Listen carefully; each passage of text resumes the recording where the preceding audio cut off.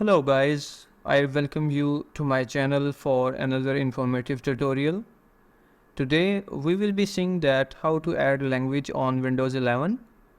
So for that the first step is that you should right click on the start button and then go to settings. On the left side you can see the option time and language. Left click on it. Under time and language, you can see the second option, language and region. Again, left click on it. Under language and region, over the top, you can see Windows display language.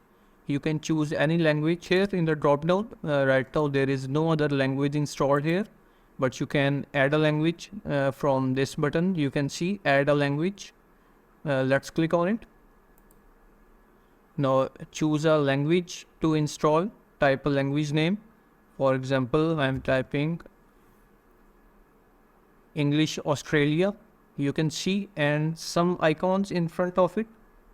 The first one is display language. These are the capabilities which you will get. The second one is text to speech. The third one is speech recognition, and the last one is handwriting. So if you want to install this language, add this language, you have to click on it and now click on the next, and then you can change the optional language features. And you can see under language preferences there is a checkbox saying set as my Windows display language. So if you are gonna add this language as a Windows display language, then you should check this box. I'm not gonna do it right now, so click on install and wait while the language finishes downloading. So downloading has started